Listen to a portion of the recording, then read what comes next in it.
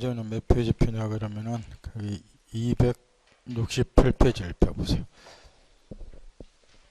거기 이제 먼저 그 상린관계와 관련해서 이거는 이제 저번에도 아웃다란 이야기했다시피 해년마다 이제 시험이 나오는 건 아니고 한 3년에 한 번 정도나 나온다 그리 생각하면 돼요. 이게 이제 개념을 이제 그대로 풀어보면 상린 그랬으니까 서로 인접한다. 그래서 이제 상린 그럴 건데 서로 인접하고 있는 부동산 소유자 사이의 부동산 이용관계를 조절하기 위한 법률관계를 상린관계라고, 이 상린관계로부터 이제 유출되는 권리를 우리가 상린권 그러는데, 개념만 놓고 보면 이게 쏘는 말처럼 보이지만 알고 보면 그닥 어려운 건 아니라는 거예요. 예를 들어서 요게 이제 부동산이 서로 인접하고 있다 보니까 이런 경우가 비일비재하게 생길 수가 있다는 거. 이게 이제 갑지고 여기에 이제 붙어서 을소유, 을지가 있고 여기에 이제 도로, 공로가 있다고 말이요. 이 경우에 이제 이 갑이 을지를 통하지 않고서는 공로에 출입할 수가 없다. 이런 경우를 여러분 이제 결혼해서 맹지 요리비었을 건데, 이런 토지가 이제 우리나라 의외로 많아요. 그럼 이제 이 갑이라는 사람이 을지를 통하지 않고서는 공로에 출입할 수 없다. 그러다면 갑은 당연히 을지를 통행해서 공로에 출입하려고 할 것이고, 이때 이 을이 이게 자기 토지이기 때문에 토지에 대한 소유권을 행사, 여기서 이제 소유권 행사한다 그 말은 내 땅이니까 지나다지 말가라, 이렇게 갑의 통행을 막는다는 거. 이처럼 이제 을이 인접 부동산 소유자 을이 소유권을 행사를 한다. 그러면 결국 갑은 을지를 통하지 않고서는 공로에 출입할 수가 없기 때문에 계속 통행을 하고, 을은 자기 토지에 대한 소유권을 행사해서 갑의 통행을 막으려고 하다 보면 분쟁이 끊임없이 생기고 사회 공동체를 유지해 나갈 수가 없다는 거. 이처럼 인접 부동산 소유자가 자기 부동산에 대한 소유권을 무제한 행사하게 되면 이 두 사람 사이의 토지 이용과 관련해서 이해관계 충돌이 생겨야 된다는 거. 따라서 이제 우리 민법에서는 양자 부동산 이용관계를 조절하기 위해서 상린관계라고 하는 것을 두고 있고, 따라서 갑이 을지를 통하지 않고서 공로에 출입할 수 없게 되면 어쩔 수 없지 않냐 그 말이야. 그래서 갑에게는 을지 주의 토지를 통행할 수 없는 권리, 이런 걸 이제 압축시켜서 우리가 주의 토지 통행권이라고, 이런 거를 상린권이라고 그래요. 이 갑이 이제 을지를 통할 수 있는 권리를 법적으로 보장을 받고, 을은 이게 자기 토지임에도 불구하고 소유권을 행사해서는 안 된다는 거. 갑의 통행을 막아서는 안 된다는 거. 갑의 통행을 수인해야 될 의무를 부담을 한다는 거. 그러면 두 사람 사이의 분쟁이 끝나게 된다는 거죠. 그래서 이런 거를 상린관계, 이로부터 유출되는 권리를 상린권, 또는 이제 부동산이 인접하다 보니까 이런 문제도 생길 수가 있다는 거. 또 이게 갑지고 요게 을소유 토지인데 여기에 이제 갑이 건물을 가지고 있고 을이라는 사람이 건물을 짓고자 한다. 그 이제 경계를 침범한 건 아닌데 여기 경계에 바짝 붙여서 건물을 짓고자 한다면 경계를 침범해서는 안 되니까 침범한 적은 없다고 말이야. 근데 이제 이 갑이라는 사람이 덕달 같아 또 쫓아오더라고 말이야. 네가 경계에 건물을 바짝 붙여서 지니까 내 건물에 통풍도 안 되고 햇볕도 안 들어온다. 건물을 좀 띄어지어라. 갑이 욕을 하고, 그러면 이제 을이 그냥 띄어지어 버리면 분쟁이 안 생겼지만, 이 을 입장에서는 이게 내 토지이기 때문에 내가 경계에 침범하면 안 되겠지만 침범하지 않는 범위 내에서 건물 짓는 것은 내 소유권, 내가 소유권을 정당히 행사하는 거란 말. 근데 얘가 이제 이래라 저라 그러니까 또 분쟁이 생긴단 말. 이걸 또 방치하면 안 되니까 양자 부동산 이용 관계를 우리 법에서는 다음과 같이 조절해줘요. 갑은 을에게 요 경계로부터 반 미터죠. 반 미터 띄어서 건물 지으라고 채운 것은 고를 갖고, 을은 이게 자기 토지임에도 불구하고 경계로부터 반 미터 띄어서 건물 지어라 의무를 부담하고, 이런 게 상린관계, 상린권이라고 한단 말이야. 또는 부동산을 이제 인접하고 있다 보니까 요게 이제 갑지고 여기에 나무가 심어져 있다. 이 나무까지가 경계를 넘어서 넘어더라. 또 인접 부동산 소유자 을하고 경계 넘어 나무까지 가지고 또 티격태격 쌈박질이 벌어지더라. 해서 이제 이걸 또 방치하면 안 되니까 이 을이 갑에게 나무까지를 제거해 달라고 청구를 하고, 응하지 않으면 스스로 제거하고 나무 뿌리가 경계를 넘어온다. 이 경우는 제거해달라고 청구할 필요 없이 임의로 스스로 제거해버려도 되고, 제거가 나무가나 뿌리는 제거간자 소유니까 불소지가 써도 되고, 이처럼 이제 부동산이 인접하고 있다 보니까 인접 부동산 소유자 사이에 이런 티격태격하는 문제들이 많이 생겨요. 이런 경우에 이제 어느 한 사람이 자기 부동산에 대한 소유권을 무제한 행사하게 되면은 양자 이해관계 충돌이 생긴다는 거. 따라서 양자 부동산 이용관계를 우리 민법에서 조절할 필요가 있다. 해서 두게 된 것이 상린관계고, 따라서 이 상린권이라고 하는 것은 일면에서는 소유권의 확장과 동시에 타 면에서는 소유권의 제한에 해당이 되는데, 이 주의토지 통행권에서 보면 갑은 원래 을지를 통해서는 안 되고 요게 자기 토지이기 때문에, 근데 이제 상림권이 인정이 되면 을지까지 통행할 권리를 갖게 되니까 갑을 기준으로 하면 소유권이 을지까지 확장되는 셈이 되고, 거꾸로 을의 입장에서는 소유권 행사가 그만큼 제한을 받으니까 을을 기준으로 하면 소유권 행사가 제한이 된다.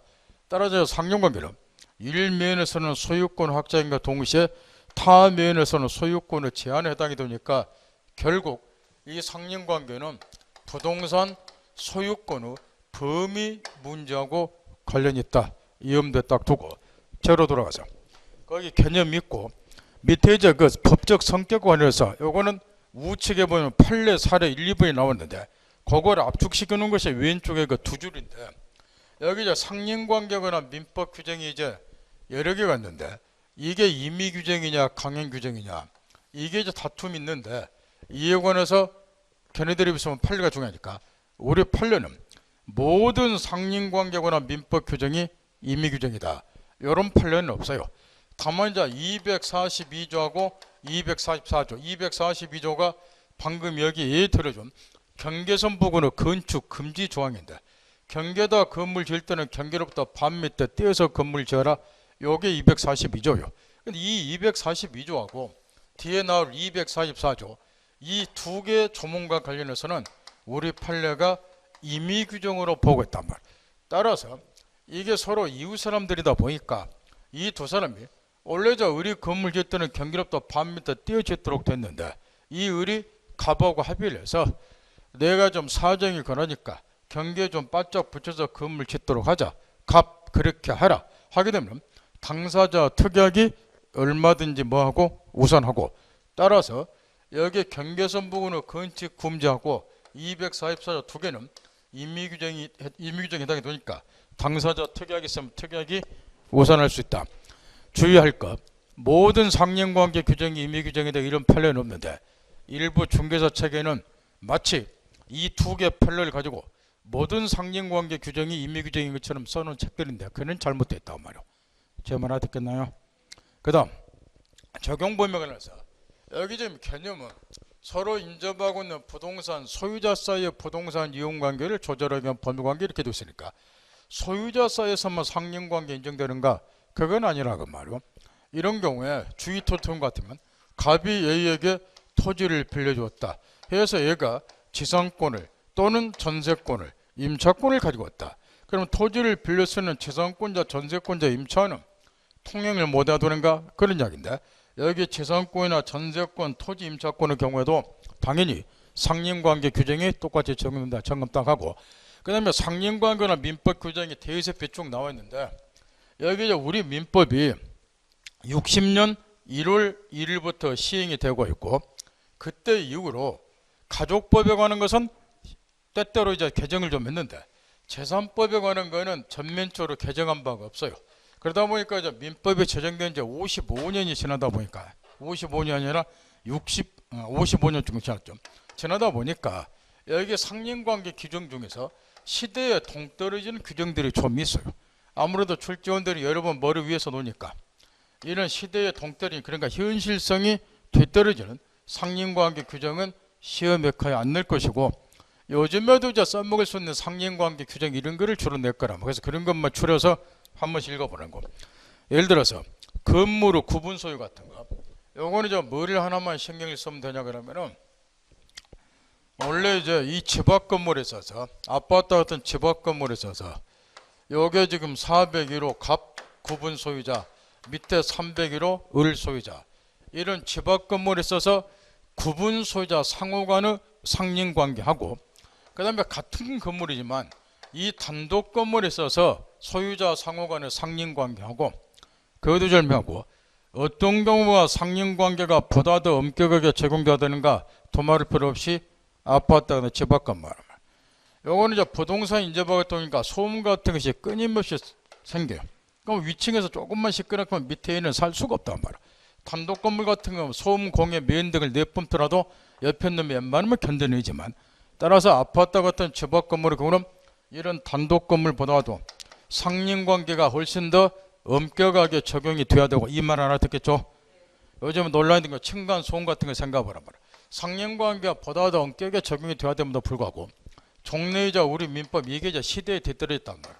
215조에다가 이런 집합 건물에 있어서 구분 소유자나 상린관계를 구하기 위해서 215조다 조문을 딱 하나 두었어요. 이런 집합 건물에 있어서 공용 부분은 구분 소유자 전원 후 공유에 속한다. 요걸 딱 하나 뒀다고 말이야. 근데 옛날에는 아파트 같은 60년대 70년대 같으면 아파트 같은 게 거의 없었기 때문에 이런 게 이제 문제될 일이 없었는데, 70년대 말부터 아파트 등이 이제 우죽순길 건축이 되다 보니까 집합 건물에 있어서 구분 소유자 상호 간의 상린관계가 사회 문제가 됐다면, 요즘도 층간 소음 같은 거 생각해 보면 무슨 말인지 알아듣 거고.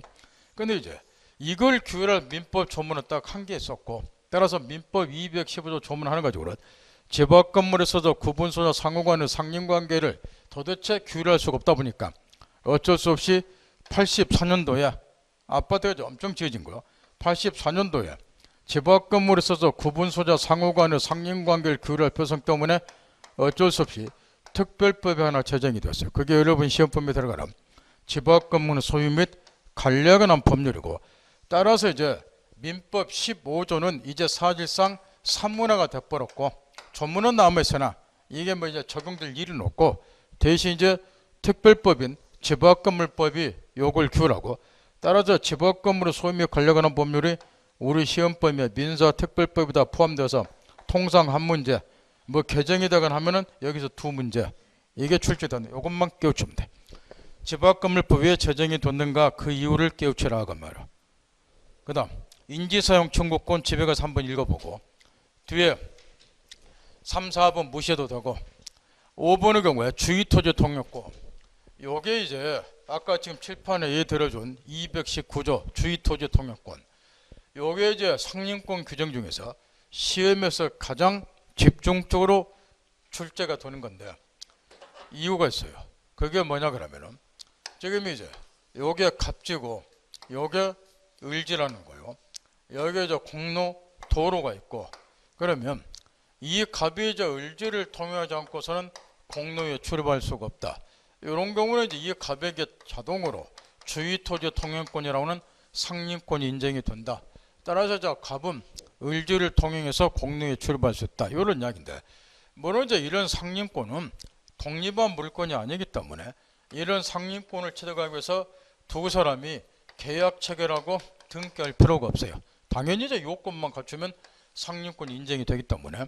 그런데 이제 이 주의토지 통행권이 왜 상린권 중에서 압도적으로 시험에 나오냐 그러면, 이게 이제 우리 실생활에서 과거에 엄청난 분쟁이 생겼다는 거. 그 이유가 뭐냐 그러면 이런 거예요. 이것도 70년대 말까지는 이 주의토지 통행권 관련해서 실생활에서 분쟁거리가 거의 없었다는 거. 왜냐? 이 갑이 을지를 통해서 공로에 출입할 수 없다. 이런 경우로 하더라도 여기 을지가 대부분 빈 공지로 되어 있기 때문에, 칠판 보고 있죠?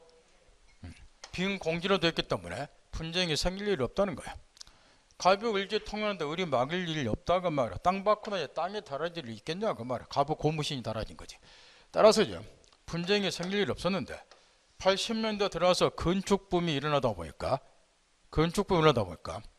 여기 공지에다가 을한 놈이 건물을 짓기 시작하더라는 거. 근데 하필이면 갑이 종래 공로에 출입하기 위해서 통행했던 여기에다가 을이 건물 짓게 된 거예요. 갑의 통행로 막히죠. 그러니까 이제 분쟁이 생기는 거예요. 갑은 을에게 야 이 새끼야, 내가 통행하는 부분에 왜 건물 짓느냐. 을은 이 새끼 웃긴 새끼라고 말이야. 요것만 원래 내 땅이라고 말이야. 내 땅. 근데 땅에다 건물이다 네가 무슨 상관이냐. 통행로가 막히니까 분쟁이 생겼고 이에 관한 소송 사건이 전국 법원에 80년 들어와서 수백 건이 들어온 거예요. 갑자기 건축법 밀다 보니까. 이런 배경하에서 주의토지 통행권이라는 판례가 발달이 됐고 요즘 시험은 판례가 99% 나오니까 요 대목의 시험에 쏟아져 나올 수밖에 없고 책에 보면은 이에 관한 판례가 엄청나게 나와 있고 이 판례가 시험에 쏟아 나온다는 거. 배경 이해할 수 있겠나요? 항상 얘기하다시피 무슨 제도나 권리가 나면 똥된장 구별못하다 외워봐야 실력 안 되니까 이게 왜 시험에 중요하고 왜 이런 게 분쟁이 발생해 그 배경을 생각하면서 공부를 하라고 말이야. 습관적으로. 다른 과목 공부할 때 마찬가지예요. 법 공부는. 개론 빼고 다 법이니까 항상 그 생각하면서 공부하라고 말이야. 내 구조 바꾸고. 그러면 이제 의 읽으면 되고 우측에 넘어가서 적용 대상에서 여기 저 주의토지 통행권은 이 갑이 이 토지를 사용할 수 있는 정당한 사용권자인 경우에서 통행권 인정이 되는 거예요. 따라서 토지 소유자라든가 아까 예를 들어준 것처럼 지상권자라든가 전세권자라든가 임차인이라든가 사용권 가진 자에게 통행권이 인정이 돼요. 따라서 동그라미 2번 불법 점유자라든가 여기 저 명의신탁은 조심을 해야 될 것이에요. 여기 지금 갑이 원래 토지 소유자인데 이 토지를 A에게 명의신탁을 했어요. 여기 저 명의신탁은 신탁행위에 해당이 되는 명의신탁을 말하는데 자기 토지인데 타인 명의로 등기를 해놨다고 말이에요. 그럼 얘가 수탁자, 얘가 신탁자. 그러면 실권리자는 원래 갑인데 등기는 지금 수탁자 타인 명의로 해놨다. 요게 이제 명의신탁일 건데 요게 이제 신탁행위에 해당이 되는 경우는 내부적으로는 요 신탁자가 소유권을 보유하지만 대외적으로는 누구를 소유자로 바꿔요? 등기 명의 A를 소유자로 보니까 대외적으로는 수탁자가 소유자가 된다 그 말이에요. 따라서 여기 신탁자는 대외적으로는 소유자가 아니기 때문에 얘한테 통행권이 인정되는 것이 아니고 얘한테 인정이 될 거란 말이에요. 따라서 거기 명의신탁자는 대외적으로는 소유권을 주장할 수 없기 때문에 통행권이 인정이 된다 안 된다? 안 된다. 이야기니까 그 외야부야 똥된장 구별모드 외야부야 말짱 확이니까 이해 잘하고 성립요건의 동그라미 2, 3번 바닥부터 읽어두시고 설명 안 해도 뭔 소리인지 알 거니까. 그 다음에 인정범위에서 동그라미 1번 판례가 아주 중요한다. 뒷꼴랑지가 여기 저 주의토지 통행권 상림권은 아까 서두에 이렇게 이야기를 했어요. 일면에서는 소유권 확정이지만 타면에서는 요 을을 기준으로 하면 이자 소유권이 제한을 받는 거라고 그렇게. 따라서 저 법이 정한 요건을 갖추면 어쩔 수 없이 얘한테 통행권은 인정이 되겠지만 그 요건이 소멸이 되면은 통행권도 소멸이 돼야 되는 것이고 더 나아가서 이제 이 통행권이 저 법이 정한 요건을 갖추면 인정은 되되 이 통행권은 현재 토지 이용법에 따른 범위 내에서 통행권 인정이 되는 것이고 뒷꼴랑지 장차의 이용 상황까지 미리 대비해서 통행료를 정한다든가 이럴 필요는 없다 그 말이에요. 이에 관한 판례가 뒤에 넘기세요. 거기 보면 3번 판례가 있는데 요게 거기에 해당되는 거예요. 그러니까 3번 판례가 거기 보면은 뒷꼴랑지에 예컨대 그 토지가 현재 건물을 짓고 있는 토지가 아닌데 장차 내가 여기에다 뭐를 짓겠다 건물을 그래 건축허가에 필요한 통행료를 미리 뭐 해달라 보장해달라 요따위 짓은 안 된다고 말이에요. 그 말 알아듣겠나요? 타 면에서는 소유권의 제한이기 때문에 그 제한을 가급적 줄여두는 것이 바람직한 거예요. 따라고 3번 판례가 연결된 게 지금 딱 하고 그 다음에 다시 앞으로 돌아와서 그 동그라미 밑에 2번 판례 건축법의 건축과 관련해서 도로에 관한 폭등의 제한 규정이 있다. 원래 이제 건축법상 방제 목적 등은 불이 나면 소방차도 들어야 되니까 건축물의 대지는 예를 들어서 도로에 2m 이상 접해야 된다. 이런 건축법상의 제한 규정이 있다 치자 그 말이에요. 그러면 요 가백에 통행권이 인정이 될 때 건축법상의 제한 규정에 맞춰서 폭이 2m가 되는 통행권이 얘한테 인정이 돼야 되는가 이런 걸 못 걷는데 감 잡았나요? 그런 거는 아니라고 말이에요. 따라서 이제 건축과 관련해서 도로에 관한 폭등의 제한 규정이 있다 하더라도 이 제한 규정은 건물 신축이나 증개축 시 그와 같은 범위의 도로가 포함된다는 도로가 필요하다는 단순한 행정법규에 불과한 거예요. 2차 과목 건축을 배도하시피 따라서 이제 이 규정만으로 당연히 포위된 토지 소유자에게 건축법에서 정하는 도로 폭이나 면적 등 결차는 통행권이 바로 생긴다 할 수 없다. 그 다음 판례 사례에서 2번 판례를 점검을 잘 해두는데 이따가 이제 바로 뒤에 지역권이 나오지만 여기 상림권하고 지역권이 기능면에서 거의 유사해요. 지역권하고 상림권이. 그런데 중요한 차이가 하나 있는데 그 차이점 중 하나가 2번 판례라고 말이에요. 지역권은 항상 승역지가 특정 장소로 고정이 돼요. 근데 상림권은 주위 토지 이용 상황의 변화에 따라서 얼마든지 통행로가 바뀔 수가 있다는 판례인데 이따 지역권에서 살펴보기로 하고 체크 딱 하고 혼자 공부할 때 대비해서 그 다음 뒤에 법적 성질 설명 안 해도 알아들을 거니까 2번 3번 판례 집에서 따박따박 읽고 그 다음에 가로친 6번에 손해보상은 뇌 구조를 바꿔야 된다는 거예요. 뭘 바꿔야 되냐 그러면 이 경우에 주위 토지 통경 같으면 219조에서 정한 요건을 갖추면 요 가백에 주위 토지 통행권 상림권이 당연히 인정이 돼요. 그러면 여기 을에게 을은 당연히 소유권 행사가 제한을 받고 얘는 손해를 입게 됐는데 갑이 을에게 그 손해를 보상해 주러 넘어갔는가? 우리는 자본주의 체제에서 살고 있다고 말이야. 따라서 통행권은 인정은 되되 얘가 입은 손해는 당연히 뭐 해야 돼요? 보상을 해야 되니까 무상으로 통행하는 거 아니에요. 내 구조 바꾸세요. 무상으로 다니는 거 아니라니까요.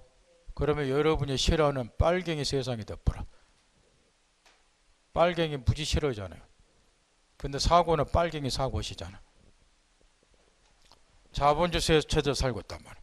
이때 지나가는 길에 제일 밑에 동그라미 3번 판례 딱 점검하시고 이 경우에 이 통행권자 요 갑은 얘가 입은 손해를 보상해 주고 넘어갔지만 이자 허락을 얻어서 A가 여기를 통행했을 때 통행권자 허락을 해서 통행한 자에 대해서는 손해를 보상해 달라고 청구 뭐하니까 통행권자에게만.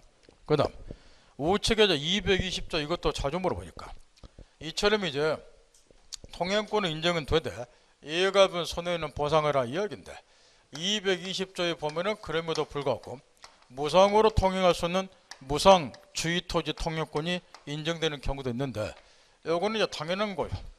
지금 요게 한 필지 토지인데 갑이 지분 2분을 을이 지분 2분을 공동소유 공유를 하고 있고 여기에 공로 도로가 있다. 근데 이제 이걸 공유는 하나씩이라도 이제 분할할 수 있는데 요걸 이렇게 분할해서 갑을이 취득하면 각각 공로에 출입이 가능하니까 통행권이 인정될 필요가 없겠지만 요게 세로로 요게 갑 요게 이렇게 분할이 됐어요. 결과적 분할 결과 이 갑이라는 사람이 을지를 통하지 않고서는 공로에 출입할 수 없게 됐다. 또는 이 한 필지 토지를 갑이 소유했다가 일부를 을에게 양도했다. 일부 양도를 해서 마찬가지가 됐다.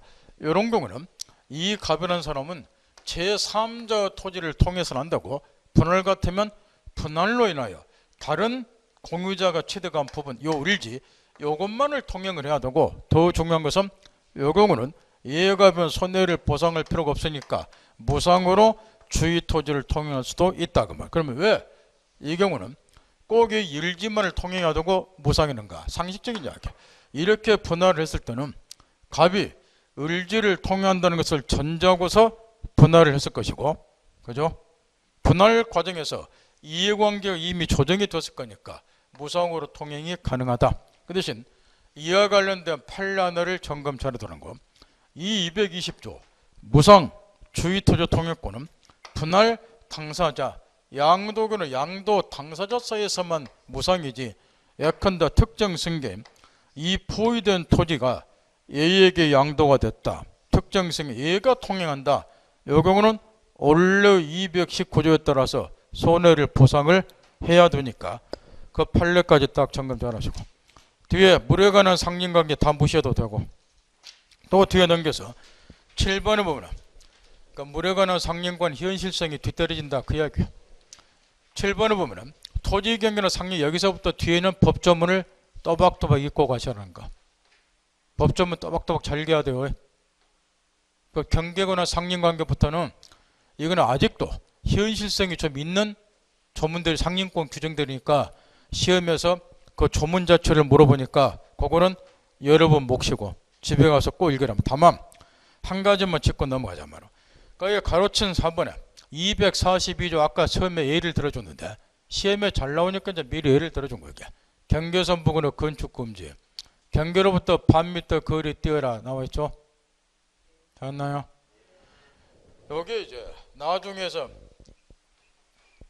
지금 우리 민법에서는 이 경계선 부근의 건축 금지와 관련해서 경계로부터 이제 반 미터 띄어서 건물 지어라 요리 되어 있어. 242조에.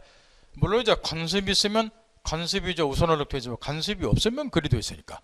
이 경우 이제 얘가 이 반 미터 안 띄고 건물 지면은 얘는 건물 철거 청구를 할 수 있다고 말이야. 다만 공사 착수 1년이 지나거나 건물이 완성이 되면은 그때까지도 이제 건물 철거 청구만 사회적 손실이 크니까 철거 청구 뭐하고 손해배상 청구한다 이런 조문인데 나중에 저 공법 시간에 건축법 공부했나요? 했어요?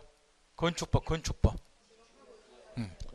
즉 건축법상의 규정들을 보면은 우리 민법 규정과 상충되는 것들이 좀 있어요. 민법에서는 경계로부터 몇 미터 들어오게 돼 있어요? 반 미터. 근데 건축법의 경우는 반 미터 안 딛고 건물 짓는 경우도 있다 그 말이야. 그러면 건축법 규정하고 민법 규정하고 무슨 충돌이 생기죠? 하여튼 그 정도 알고 공부하면 합격권이 이미 들어갔죠. 그럼 무슨 충돌이 생긴 게 나오면 어떤 것이 맞냐고 악속되는지 말을 하면 그럼 복공부 처음부터 다시 해야 되니까. 제 말 알아들어요? 민법에서는 반 미터 있지만 건축법상으로는 반 미터 안 띄도 되는 경우도 있다니까요. 땅값이나 상업구역이라든가 이런 경우는 땅값이 비싸니까 예를 들면 그럼 어떤 게 맞습니까 하고 이리 뜨고 왔다 갔다 하지 말라고 말이야. 볼상사람이니까 어떻게 해결하면 돼요? 어? 건축법 우선한 이유가 뭐인가요? 특별법 우선 원칙에서 그거 깨우치고 공부하란 말이야. 건축법은 민법은 일반법이고 건축법은 민법에 대해서 특별법의 성격을 갖는 거야. 그러면 특별법과 일반법이 경합이 생기면 뭐가 우선한다? 특별법 우선 원칙이 적용되니까 건축법상의 규정이 우선하는 거예요. 따라서 이 민법 규정은 실제 적용되는 경우는 극히 드물어요. 대부분은 무슨 규정이 적용이 되어버리니까 건축법 규정이 우선 적용되니까. 제가 말 듣겠나요? 그런 걸 어느 게 맞냐고 왔다 갔다 하면 제가 뒤에서 보고 그래요. 저분 한 3년 고생하시겠구나 그러고. 법에 대한 기초 소양이 전혀 안 됐다는 소리야.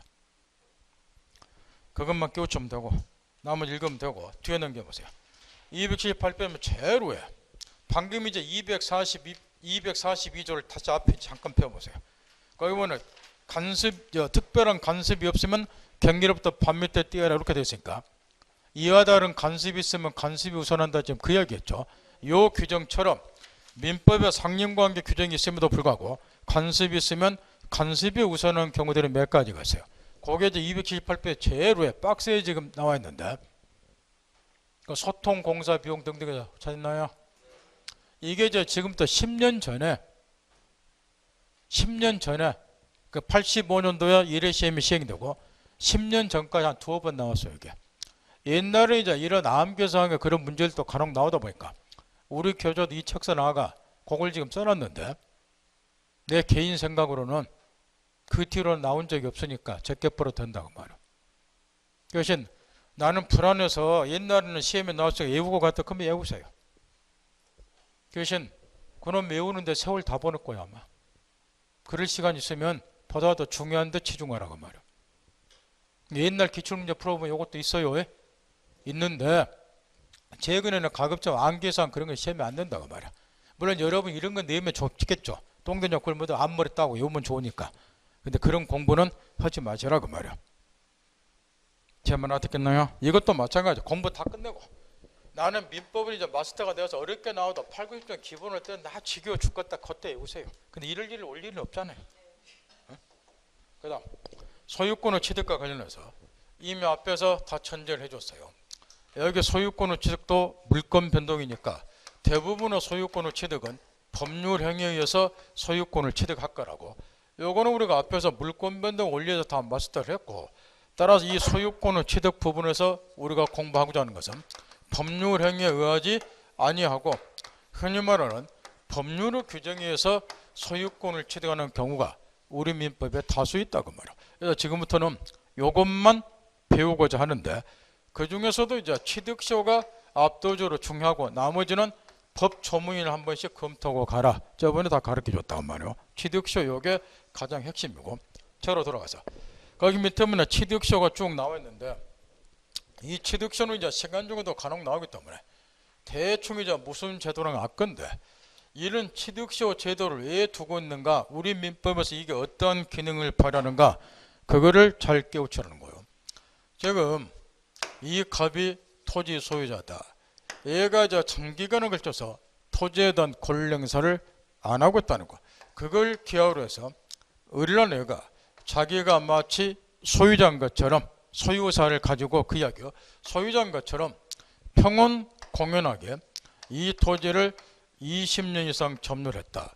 그러면 20년이 지난 다음에 점유자 을이 자기 명의로 등기를 하게 되고, 등기를 하게 되면 이 토지에 대한 소유권을 취득, 이처럼 이제 물건 등을, 부동산의 경우는 이게 시효기간 그런데 20년이어야 돼요.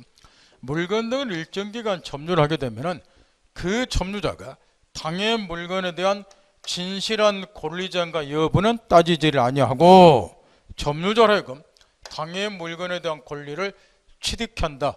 그래서 이제 이런 거를 취득시효, 뒤집어서 시효취득거라고, 얘가 이제 소유권을 시효취득하게 되면 반사적으로 원래 소유자는 소유권을 상실하게 돼요. 그러면 이런 취득시효 제도를 왜 우리 민법에 두고 있는가?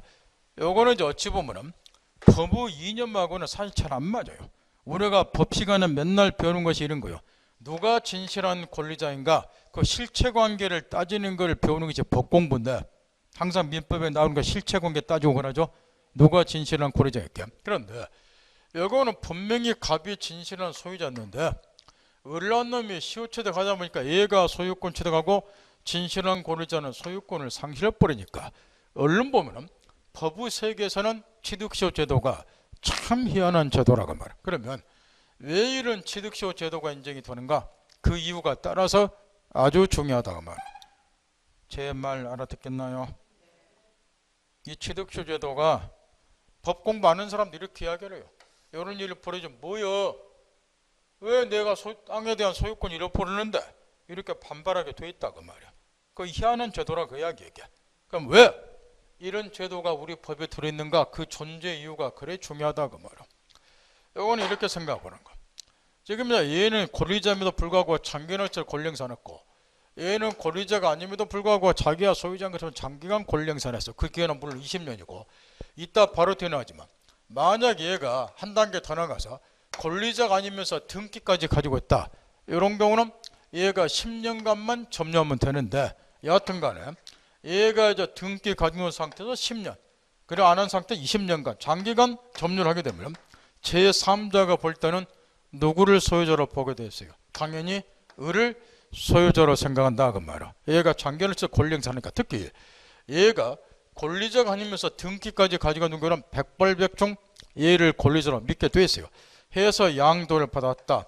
다시 병, 정, 무에게 전전양도가 됐다는 거. 해서 얘한테 등기까지 넘어갔다 치자가 얘가 점유를 하고 있고, 하나만 묻는다 말이야. 등기까지 넘겨봤다 하도 얘 소유권 취득하나요 못하나요? 원칙으로 말하면 취득 못하죠. 못하는 이유가 뭐인가요? 부동산의 경우 그냥 압축시켜 딱 이해 못하니까 말이 많아지는 거야. 핵심 맞다. 부동산의 경우에 공신원칙 인정이 안 되니까 얘 소유권 취득 못 하겠죠. 공신원칙 인정 안 되니까 무그러져면 등기 민놈들 보호 안 되잖아. 이렇게. 따라서 수십 년이 지난 상태에서 원래 진실한 권리자 갑이 내가 소유자다, 현 등기 명인 현 점유자 물을 상대로 해서 소유권을 주장 반환 청구하면 얘는 소유자가 아니기 때문에 반환을 해줘야 돼요. 그런 순간부터 이제 무슨 일이 벌어지느냐, 무는 소유권을 취득 못하니까 직전의 양도인 정을 상대로 책임을 묻게 되고, 어디 공부한 사람들 하나만 물어봅시다. 이 경우에 무가 소유권 취득 못하기 때문에 정에게 책임을 물을 수밖에 없는데, 이게 무슨 책임인가요? 힌트를 주면 얘는 나무 땅을 팔았어. 근데 소유권이 좀 못 해줬어요. 무슨 책임 물으면 되나요? 저 뒤에 매매에서 나와. 공부 처음 한 사람은 모르고 작년에 했던 사람들. 나무 땅 팔았어요. 그 소유권 이제 해줬나 못 해줬어. 담보책을 묻지 않을게. 권리 전부가 타인의 소한 경우 담보책임이나 책임을 묻는다 그 말할게. 계약 해지하고 매매대금 돌려달라고. 그럼 얘가 나무 땅 팔았으니까 또 똑같은 책임 묻는 거야. 얘도 마찬가지고. 그러면 결과적으로 점유자의를 소유자로 실려서 쌓여왔던 수많은 법률관계가 다 뒤집어지니까 사회 혼란이 일어나요. 법학에서 잘 쓰는 법질서의 안정을 기할 수가 없게 된다. 사회 혼란이 일어나게 되고, 따라서 이 경우는 차라리 이렇게 하자고 말이야. 어차피 갑은 소유자임에도 불구하고 장기간에 걸쳐서 권리 행사를 안 했고, 거꾸로 을은 장기간에 걸쳐서 권리 행사를 해왔으니까 권리 행사라고 하는 사실 상태를 권리관계로 승격시켜주자. 얘가 소유자인 것처럼 권리 행사 해왔으니까 장기간을 쳐도 차라리 얘한테 뭐 주어버리자. 소유권을 주어버리자. 그럼 얘를 소유자로 믿고 쌓여왔던 이 법률관계가 뒤집어지지 않는다. 그게 취득시효하는 거야. 얘가 시효취득에서 소유권 취득해버리면 얘를 소유자로 믿고 쌓였던 법률관계는 번복이 안 되잖아. 따라서 취득시효 제도의 핵심 요지는 법질서의 안정을 기하기 위해서 취득시효 제도를 두고 있다. 그런 다음에 이 취득시효 제도가 그러면 우리 민법에서 어떤 기능을 발휘하는가. 공부 못한 사람은 주택적인 요 수준에서 놀고 앉았는 거예요. 이것만 드립대고 있어. 갑이 소유자다, 나무 땅이 이렇게 하면 소유권 취득한다고 악쓰고 다니는 거냐. 그러니까 실력이 안 늘어. 이 취득시효가 민법에서 어떠한 기능을 발휘하는가. 사례 문제 풀 때 필요하니까 지금부터 생각을 해본다는 거예요. 우리가 민법 첫 주에 이런 거를 배웠어요. 제일 쉬운 걸 한번 연습을 해본다는 거. 갑이 토지 소유자. 이 취득시효가 사례 문제도 어떻게 응용이 되는가를 생각을 하면서 공부하는 거예요. 우리 갑의 궁박한 상태를 악용해서 시가 1억짜리 토지를 단돈 3천만 원 매매했다. 몇 조인가요? 104조에 의해서 불공정한 법률에 해당되니까 무효. 따라 등기 가지고 있지만 소유자가 아니고, 그죠? 병에게 다시 양도를 했다. 순서 발 보세요. 제1단계. 부동산의 경우는 공신원칙 인정이 안 되니까 얘는 소유권 취득 일단 못한다. 2단계. 그러면 얘가 선인 경우는 그러면 소유권 취득할 수 있는가? 여기는 선인 경우 소유권 취득한다 못한다? 못하죠. 여기는 선의 제3자 보기정이 없지요. 불공정한 분은 무효인 경우는 무슨 무효다? 이런 거를 절대 무효.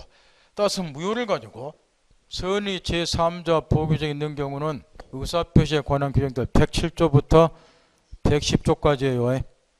비진입표시, 허위표시, 착오, 사기, 강박에서 무효 취소가 된 경우만. 이거는 절대 무효이기 때문에 무효를 가지고 선의 3조도 대응을 해보니까 선의도 소유권 때문에 뭐한다고 말이야. 그러면 3단계로 따져야 돼. 그러면 현행 민법상 이 칠판의 사례에서 병이 소유권을 취득하는 방법은 전혀 없는가 하세요. 아직은 소유권 취득 못해. 얘가 소유권 취득하는 길은 없는가 내묻는 거예요. 하세요. 시간이 좀 걸려. 그러죠? 얘가 지금 등기는 가지고 있잖아. 근데 소유자는 아니잖아. 그럼 몇 년 점유하면? 10년. 요거는 10년만 점유합니다. 권리자인자가 등기 가지고 있는 경우는 등기부 시효취득이라 10년간만 점유하면은 얘가 뭘 해버리냐? 등기부 시효취득에서 소유권을 취득해버린다. 그 말이게. 따라서 이제 여기 시효취득이 우리 민법에서 어떤 기능을 발휘하느냐? 원래 우리 민법은 부동산의 경우는 공신원칙 인정이 안 되기 때문에 무권리자로부터 부동산에 관한 물건을 취득할 수 있다 없다? 없다. 없는데 대신 뭐가 인정이 되면은 취득시효가 인정이 되면은 요 칠판의 사례처럼 무권리자로부터 부동산에 관한 소유권 물건을 취득할 수도 있다 그 말이야. 따라 이 취득시효 제도는 부동산의 경우에 공신원칙 인정되지 않는 법제상의 흠결을 보완해주는 중요한 기능을 우리 민법상 담당하고 있다고 말. 그런데 거꾸로 묻는다고 말이에요. 취득시효는 부동산만 인정되는 게 아니라 동산의 경우도 10년 또는 5년 점유하면 동산에 관한 시효 취득 허용이 돼요. 이 말을 이해했는가 한번 물어보자 말. 동산의 경우도 시효 취득이 우리 민법상 중요한 기능을 담당할까요? 동산. 갑이 노트북 소유자. 노트북을 을에게 빌려주었다. 소유자가 아니면서 점유하고 있다. 병이 양도 받았다. 이게 무고의자죠. 그럼 이 경우 A는 소유권 취득하나요? 못하나요? 동산. 동산의 경우는 공신원칙 인정이 되니까 공시방구 신뢰한 자가 부. 따라서 양도니 무고의자임에도 불구하고 노트북에 대한 소유권 취득. 이런 거를 우리는 선의 취득 그랬어요. 그럼 이 경우는 얘가 시효 취득할 일 없죠. 즉시 소유권 취득해버리니까. 따라서 동산처럼 공신원칙 인정이 되고 결과 선의 취득이 인정이 되는 경우는 시효 취득 제도가 별다른 기능을 발휘를 못해요. 그러나 부동산의 경우는 공신원칙 인정이 안 되다 보니까 무권리자로부터 부동산에 관한 물건을 취득하기 위한 제도로서 시효 취득 제도가 우리 민법상 갖는 기능이 아주 크다고. 사람 문제 풀 때 이런 걸 갖고 놀아야 된다는 거야. 이 정도에서 말아듣을 거고. 차로 돌아가서 의 있고 뒤에 넘겨서 이제 취득시효 종류가 나오는데 이것도 지금 책은 막 두서없이 써있기 때문에 제일 위에 그 박스에 쓰는 것이 소유권에 관한 취득시효를 말하는 거예요. 그 네 가지 종류가 박스에 찾았나요? 근데 이제 소유권 이외에 기타 재산권도 시효 취득이 가능하니까 지금 소유권에 관한 시효 취득 제도가 있고 그 다음에 소유권 이외의 기타 재산권에 관한 시효 취득이 있다면 크게 여기 저 소유권에 관한 시효 취득도 객체가 부동산이냐 또는 동산이냐에 따라서 부동산에 대한 시효 취득, 동산에 관한 시효 취득이 있고 부동산에 관한 시효 취득도 아까 잠깐 예에 들었다시피 20년짜리 그거를 점유 취득 시효 또는 이제 원래는 일반 취득 시효 이렇게 해야지 맞는데 점유 취득 시효 또는 일반 취득 시효라고 권리자인자가 자기 명의로 등기를 가지고 있는 경우 10년짜리 요거를 등기부 취득 시효 그래요. 그 다음에 동산의 경우도 이제 일반 취득 시효, 단기 취득 시효 둘로 나누는데 일단은 요건은 머릿속에 딱 정리정돈이 돼 있어야 돼요. 여기 저 소유권에 관한 시효 취득 네 가지 어떤 경우를 막론하고 공통적으로 갖춰야 될 요건이 있는데 이 공통 요건이 그게 뭐냐 그러면 저번 주에 제일 중요한 거를 가르쳐 주었어요. 시효 취득하려면 뭐가 있어야 된다고? 소유사를 가지고 점유를 해야 돼요.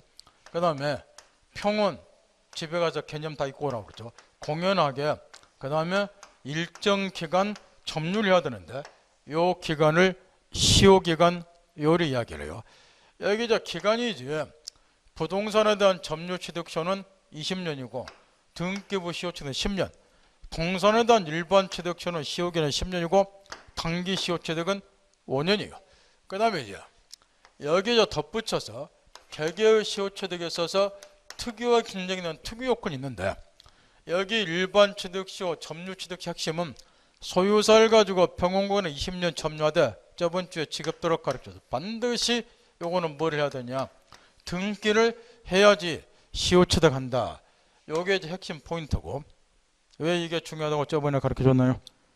요거는 법률 행위에 의하지 아니한 물권 변동이지만 187조가 적용되는 사안이지만 뭐 해야 되니까 등기해야 된다는 점에서 그 다음에 여기 저 등기부 시효 취득은 소유사를 가지고 평온공연하기 전 10년 점유하는데 여기에 특유요건으로서 뭐가 추가되느냐 선의 무과실로 점유할 것 요게 추가가 된다는 거예요.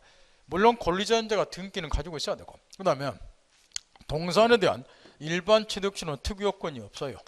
요거는 그냥 소유사를 가지고 평온공연하게 10년 점유하면 돼요. 단기 시효 취득은 기간이 부동산이 절반 중과 동시에 선의 무과실 추가되듯이 동산의 경우도 단기 시효 취득 이거는 5년이 시효기간이 줄어든다 그래서 단기 시효 취득 그러는데 이것도 뭐가 추가돼요? 선의 무과실로 점유할 것 요게 추가된다는 거 이렇게 물론 여기 동산에 대한 시효취득은 거의 시험에 출제가 안 될 것이고, 특히 이제 중개사 민법에서는 동산은 이제 중개 대상물도 아니니까 여러분하고 아무 해당도 없을 뿐더러 아까 가르친 것처럼 동산에 관한 시효취득은 우리 민법상 별다른 기능을 발휘 못하니까 이런 걸 다른 민법 시험도 거의 안 내요 이게. 근데 중개사 민법에서 내게 하겠냐 말이야. 85년도 1회 시험 이후에 2번인가 나왔는데 모르겠어. 그때 여러분 수는 너는 무주 구촌동 출신이 한번 출제원 들어간 것 같은데 뭐 여러분이 덧긴 객견하는 그런 출제원이 아무 생각 없으니까. 요거는 조문이나 한번 읽어보고 가면 된다 그 말이야. 적극적스러우면. 그 다음에 여기에다가 이제 전력 투과하면 되고, 그 중에서도 이제 90% 이상 우리 시험에 집중 출제되는 것은 아무래도 분쟁이 많이 생기고 그래서 판례가 발달이 된 20년짜리 요게 이제 90% 이상 요 둘 중에서 요거는 제껴 풀어도 되고 조문 한번 읽어보고 여기에 초점 맞추 요게 이제 90% 나오고 등기부 시효취득은 어쩌다 한 번씩. 그 다음 소유권 이외에 기타 재산권도 이제 시효취득이 가능한데 그 중에서도 이제 두 가지는 신경을 써두라는 거예요. 거기 교재 보면은 시효로 취득할 수 있는 권리가 그 가로챈 4번에 나왔는데 잤나요? 동그라미 1번에 소유권 이외에 이제 지상권, 계적되고 표현된 지역권, 분묘기지권, 강업권, 의권 나왔는데 다 제껴버리고 그 중에서도 두 개만 신경 쓰는 거예요. 분묘기지권하고 기타 재산권 중에서 여러분이 기억하고 가야 될 것이 분묘기지권은 이제 왜 기억을 좀 해야 되냐면 이 소유권 이외 기타 재산권으로서 과거에 가장 시효취득이 논란이 많이 됐던 것이 분묘기지권이었어요.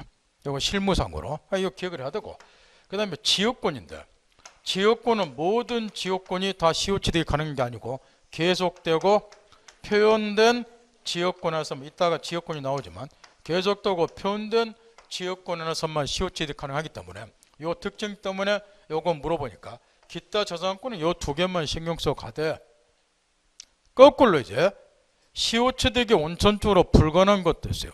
그 중에 대표적인 게 저당권 같은 경우인데 왜 그러냐면 시효취득 하려면은 점유자가 일정 기간 물건을 뭐 해야 돼요? 점유해서 지배해야 되는 거야. 그게 핵심 요건이라 그 말이야. 근데 저당권 같은 경우는 점유가 수반되지 아니하는 물건이니까 점유가 수반되지 아니하는 물건 같은 경우는 논리학적으로 시효취득이 원천으로 불가능하겠죠. 따라서 거기 동그라미 2번 점유를 수반하지 않는 저당권이나 그 다음 법률을 규정해서 성립하는 물건 아직 유치권을 안 배웠으니까 보류 하더라도 점유권은 시효취득하고 거리가 멀겠죠. 보세요. 갑이 토지 소유자 을이 이 토지를 점유를 했다. 그럼 얘는 이 토지를 점유하자마자 점유권을 바로 취득하나요? 얘도 10년 이상 점유해야지 점유권 취득하나요? 바로 취득하죠. 본권 의무와 상관없이 물건을 싹 지배하기만 점유권이 바로 인정이 되니까 시효취득과 거리는 멀잖아 당연히.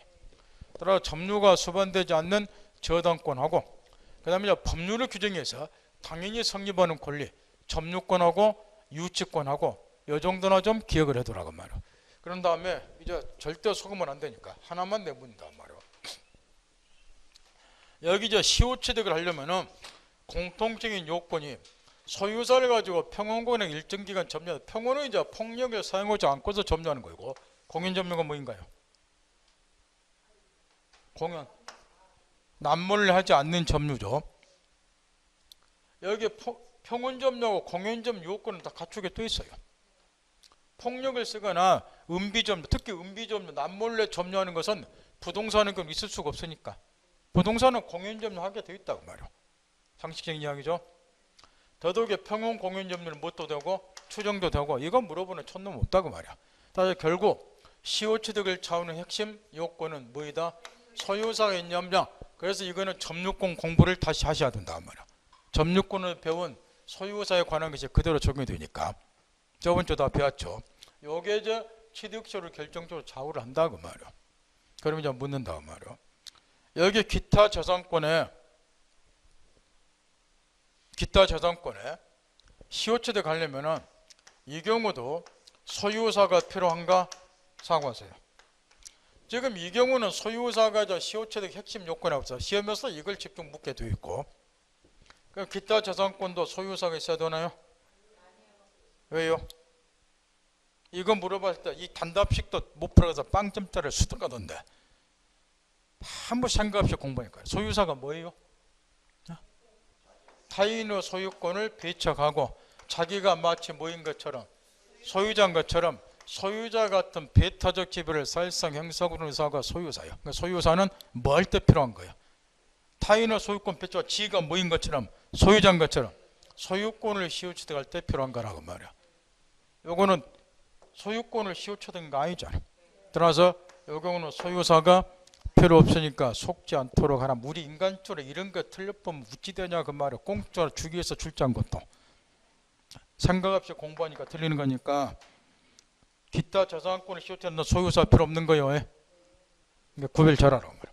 그 다음 거기 취득시효 대상에 나와 있는 그 판례들도 워낙에 시험에서 나오니까 그거 따박따박 점검 잘해야 되고. 지금 7, 8 아까 제가 예를 들을 때는 나무 부동산에 대해서 시효취득하는 예를 들어줬는데 이에 이따 뒤에 나오지만 시효취득에 의한 권리취득은 원시취득으로 보는 것이 우리 통설 판례예요. 원시취득. 따라서 굳이 나무 부동산일 필요는 없다고. 승계취득이 아니기 때문에. 승계취득 같으면 갑이 토지 소유자이고 을이 시효취득한다. 그래서 나무 부동산 승계받는다. 그러니까 타인의 부동산에서 시효취득이 가능하겠지만 시효취득에 의한 권리취득은 무슨 취득이다? 원시취득. 그러니까 자기 소유물에 대해서도 시효취득이 얼마든지 가능하다. 특히 실무에서는 소송 기술상 분명히 내 토지임에도 불구하고 소송에서 간단하게 승소하기 위해서 정가보도처럼 주장하는 게 뭐냐 그러면은 내가 분명히 토지 소유자예요. 근데 의리란 놈이 내 땅에 대해서 자기가 소유자로 시비를 걸더라. 분쟁 생겼죠? 이때 변호사 사무실 가면 물어봐요. 얘가 갔어요. 당신 이 토지 얼마나 점유해서 살고 있냐고. 얘가 지금 점유하고 있으니까. 그 뭐 때문에 물어본다는 거예요? 혹시라도 시효취득 요건을 갖췄는가? 만약에 등기 가지고 있는 데서 10년, 없는 사람 20년, 그럼 얘가 시효취득 주장하면 간단히 승소해본단 말이야. 자기 부동산임에도 불구하고. 그래서 소송 기술상 자기 부동산에 대해서 소유자라는 걸 입증해 곤란할 때는 정가보도처럼 뭘 주장을 한다? 시효취득을. 그 다음 한필의 토지 일부에 대해서도 시효취득이 가능한데 요거는 점유취득시 안에서만 허용이 될 거라고 말이에요. 지금 갑이 토지 소유자고 이을이 소유사를 가지고 한필의 일부를 20년 이상 점유를 했다. 그럼 요 일부에 대해서 시효취득이 가능하고 다만 이제 시효취득 하려면 이 경우는 반드시 등기를 해야 돼요. 그러면 나중에 등기를 할 때는 피를 나눈 다음에 그게 분필 절차를 거치죠. 피를 나눈 다음에 등기하면 되는데 이게 등기부 시효취득은 한필의 일부에 대한 등기부 시효취득은 논리적으로 허용될 수가 없겠죠.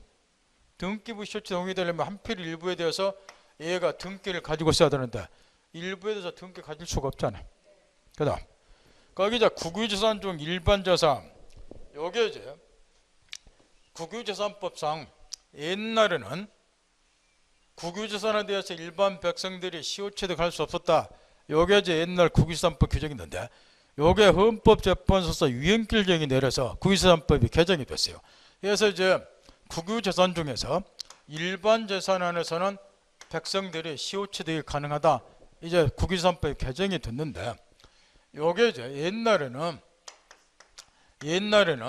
국유재산을 세 가지로 분류를 했어요. 행정재산, 보존재산, 그 다음에 잡종재산 이렇게. 그런 다음에 이제 국유재산 중에서도 시효취득이 가능한 것은 공익상 필요가 없는 잡종재산 안에서 시효취득이 가능하다. 여기에 이제 우리 판례 입장했단 말이야. 공익을 위해서 필요한 행정재산이라든가 국유문화재 같은 보존재산이라든가 이런 거는 시효취득이 불가능하다. 이런 입장했다고. 근데 국유재산법 2009년도에 개정이 돼서 이제 분류 기준이 둘로 바뀌었어요. 여기 보존재산도 행정재산에 포함을 시키고 따라 지금 이제 행정재산하고 그 다음 잡종재산을 용어를 바꿨어요. 일반 재산으로 이렇게 두 가지로 분류를 했다. 따라서 지금도 이제 2009년 이전 판례는 원본이 잡종재산에선 시효취득 가능하다 이렇게 돼 있는데 여러분 시험은 재정연도부터 용어를 바꿔서 일반 재산으로 여러 번 시험에 나오고 있으니까 이거 같은 의미예요. 그러니까 요게 이제 일반 재산으로 바뀌었고, 거기 지금 책을 보면 거기 이제 동그라미 3번에 국유재산 중에서 행정재산과 보존재산은 취득조 대상이 될 수 없으나 일반 재산은 취득 대상이 될 수 있다, 이렇게 바꿔놨는데, 뒤에는 원래 잡종재산으로 되어 있는 걸 얘가 일반 재산으로 바꿔놨어요. 거기 이제 89 이렇게 되어 있으니까 90년대 옛날 판례니까 여기 이제 잡종재산으로 되어 있는 걸 일반 재산으로 바꿔놨는데, 그러면 그 악구절도 바꿔야지. 보존재산은 지금은 분류 기준에서 없어졌어요. 행정재산으로 포함이 됐으니까. 그래서 자석에 뒤에 것만 바꿔본 거야. 잡종재산 그것만 일반 재산으로 바꾸려면 앞에까지 바꿔야지. 제 말 알아들어요? 한번 생각 없이 단다 그 말. 생각 없이. 제 하는 말 알아들었어요? 뒤에만 바꿀 게 앞으로 바꿔야죠. 보존재산은 행정재산에 포함이 돼 지금은. 그 다음 이제 구체적으로 이제 부동산 소유권 취득 하기 전에 아주 중요한 판례가 하나 빠졌는데, 여기 이제 뭐가 하나 빠졌냐 그러면은, 이게 이제 재작년 시험부터 최근 판례에 따르면 집중적으로 나오고 있는데, 집 앞 건물에서도 공용 부분,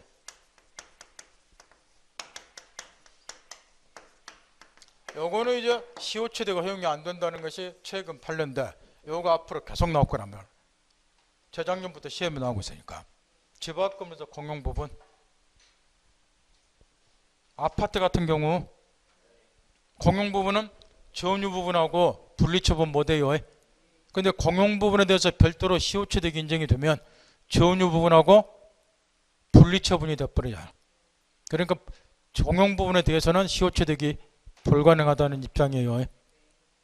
만약에 공용 부분이 또 시효취득 가능하면 공용 부분이 특별한 절차를 거치지 않고 전유 부분이 드는 셈이 되는 거예요. 그러니까 공용 부분에 대한 시효취득 허용될 여지가 없다, 그 이야기. 아주 중요한 게 빠졌으니까. 그 다음 부동산 소유권 취득조 요건 딱 있고, 그 다음 20년간 점유를 하더라. 지금부터 정신 바짝 차려야 돼요. 제일 참고란에, 이게 참고가 아니라 아주 중요한 판례들인데, 점유 취득조 기산점과 관련된 판례가 지금 원칙 예외에서 2개가 쓰였는데, 찾나요? 지금부터 있는 대로 정신을 바짝 차려야 된다는 거예요. 요게 취득시효 가장 기본이기 때문에 이해 관한 것이 이해가 안 되면 취득시효는 원천적으로 공부가 불가능. 종류는 다 머릿속에 담았죠. 소유권하고 기타 재산권 딱 분류하고, 분류할 때 책처럼 하면 안 되니까 쭉 부동산 동사 짝짜고 쭉쭉쭉쭉 이렇게. 그러면 이제 먼저 취득시효에서 가장 기본인 판례 하나를 지금부터 신경을 써야 되는데, 갑이 토지 소유자다.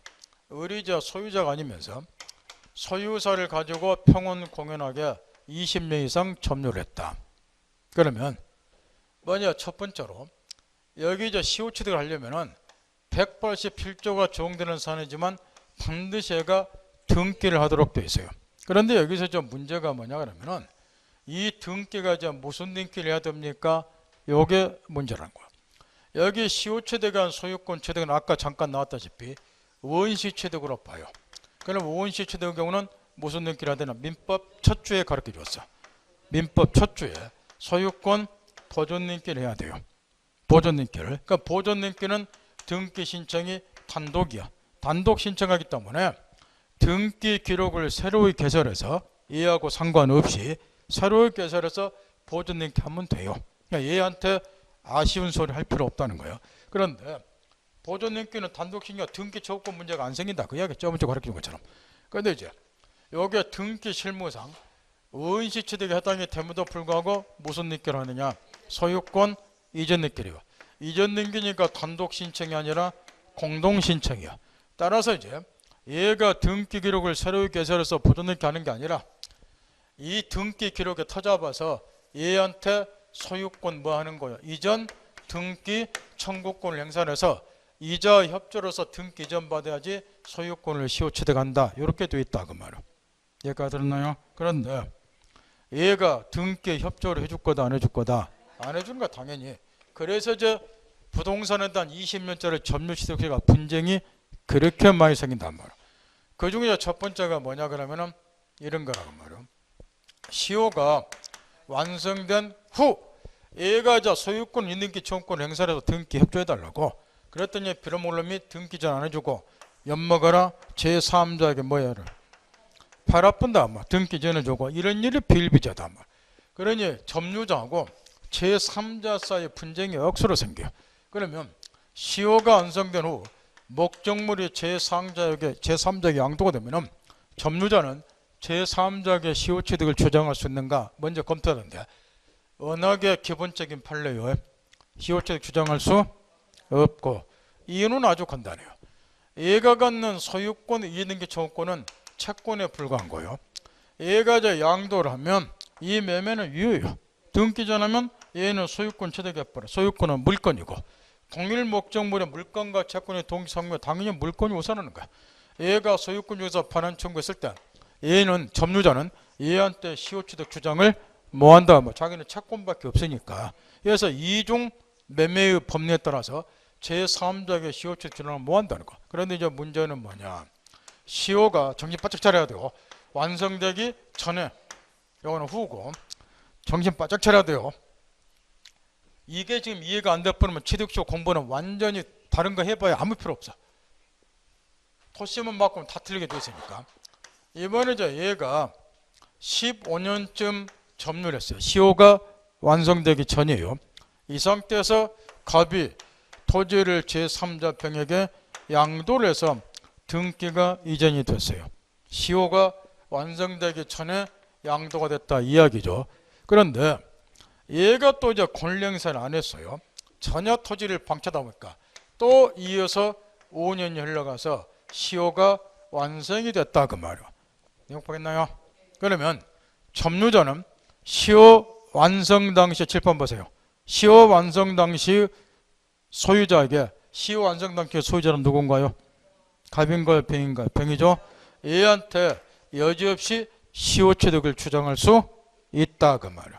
그러면 왜 지금 이렇게 시효가 완성되기 전에 양도가 된 경우는 시효 완성 당시 소유자 제3자에게 시효 취득을 주장할 수 있는가? 소멸시효에 대해서 저번 주에 가르쳐 줬어요. 시효가 완성되기 전에 권리자가 뭐 하기만 하면 소멸시효 권리행사를 하기만 하면 뭐 한다고? 소멸시효가 중단이 된다고 가르쳐 줬어요. 이 소멸시효 중단에 관한 제도는 취득시효 경우에도 똑같이 적용이 돼요. 취득시효 경우도 똑같이 중단제도가 인정이 된다는 거야. 무슨 이야기냐? 지금 갑이 토지 소유자이고 이 을란애가 15년 점유했다 치자. 시효가 완성되기 전이죠. 그러면 이때 소유자가 얘를 상대로 해서 내가 소유자니까 토지 반환하라. 반환 청구 소송 제기했다. 그러면 권리행사했죠. 그럼 취득시효가 똑같이 중단이 된다는 거야. 그러면 이미 진행했던 시효기간은 다 무효로 돌아가고 다시 처음부터 새로이 시효가 진행이 돼요. 따라서 나무 부동산 점유한 따라서 취득시효가 쉽게 이루어지는 거 아니에요. 권리자가 뭐 하기만 하면 시효가 완성되기 전에 권리행사를 하기만 하면 취득시효가 중단이 된다는 거예요. 소멸시효 중단하고 똑같은 제도가 인정이 돼. 그럼 이제 여기서 이걸 묻고 있는데 집중해야 돼요. 얘가 15년쯤 점유했을 때 갑이 토지를 제3자 병에게 매각 양도를 했다 그 말이에요. 그러면 시효가 완성되기 전에 원 소유자가 당해 목적물을 제3자에게 양도하는 것이 취득시효 중단 사유인가? 요걸 묻고 있는데 왜 그러냐 그러면 토지를 지금 팔았기 때문에 얼른 생각하면 자기 토지에 대한 권리행사를 한 것처럼 보인다 그 말이에요. 이게 중단 사유 해당이 되면은 15년은 다 무효로 들어가고 처음부터 새로이 시효가 진행되니까 얘가 시효 취득하기 어려워요. 그런데 여기 시효가 완성되기 전에 목적물을 제3자에게 양도하는 것은 판례가 취득시효 중단 사유로 안 본다는 거예요. 왜 중단 사유가 아닌가를 생각을 해보라는 거예요. 왜 그럴 것 같아요? 여기 지금 중단 사유가 아닌 이유는 지금 얘가 왜 시효 취득하는 걸 생각해 보라는 거예요. 이 토지를 자기가 소유자인 것처럼 장기간 점유하기 때문에 시효 취득하는 거예요. 그러면 얘가 이자의 시효 취득을 막으려면은 이 점유 계속을 파괴를 시켜야 돼요. 점유를 더 이상 못하게 만들어야 된단 말이에요. 근데 얘가 토지를 제3자에게 양도하는 것은 이자의 점유 계속을 파기한 게 아니잖아요. 얘는 그대로 점유를 계속 하고 있잖아요. 그러니까 취득시효 중단 사유가 안 되고 시효는 그대로 진행이 된다는 거예요. 그러면 얘한테 이제 등기 넘어가 소유권이 넘어갔어요. 그럼 아직도 안 늦었어요. 얘가 얘한테 내 땅이니까 반환해라 권령사 하면 되는데 얘도 방치를 했다 해서 이어서 시효는 계속 중단이 안 되고 진행이 되니까 5년이 또 흘러갔다 해서 20년이 됐다. 그러면 시효가 완성이 되어버린 거예요. 그럼 완성 당시의 소유자 제3자에게 시효 취득을 주장할 수 있다 그 말. 여기서 핵심은 완성되기 전에 양도되는 것은 취득시효 중단 사유가 아니다. 이걸 잘 깨우쳐야 된다는 거예요. 따라서 결과적으로 시효가 완성된 후에 양도가 된 경우는 이중양도 법례에 따라서 점유자는 제3자에게 시효 취득 주장을 못하고 완성되기 전에 양도된 것은 취득시효 중단 사유가 아니란 걸 이유로 해서 점유자는 제3자, 취득시효 완성 당시 제3자에게 시효 취득 주장할 수 있다. 이 두 개 판례가 취득시효 가장 기본이 되는 판례라고 말이요. 따라서 지금도 다시 이제 정신을 바짝 차리자는 거예요. 이 기산점과 관련해서 이 두 개 판례를 갖고 놀지를 못하면 거기 기산점에 관한 판례를 원천적으로 이야기가 불가능한데 이 갑이지금 또 토지 소유자라고 가정을 하고 지금 이제 요건상으로는 점유 취득효는 시효기간이 20년이요. 그러면 이 을이 20년간 점유하자마자 시효 취득을 주장한 사건은 단 한 개도 없다는 걸 아셔야 돼요. 왜? 내 구조 산수 공부하는데 벗어나라고 말이야. 왜냐? 20년 점유하자마자 시효 취득 주장한 사건이 없는 이유는 일반 백성들은 시효 취득이 뭔지를 모르니까 20년 지나다마자 시효 취득 주장할 일 없고 여러분 생각해보면 알아요. 내일 모레 시험 볼 여러분도 시효 취득이 뭔지 긴가민가하고 앉았는데 일반 백성들이 시효 취득 어찌하냐고 말이야. 자, 시효 취득을 정확히 알았다 치자고 말이야. 그러니까 물경 20년간 지나도는데 달력에다가 20년 갈 때까지 체크하고 사는 놈이 어딨냐고 말이야. 지명에 못 살아 이러는.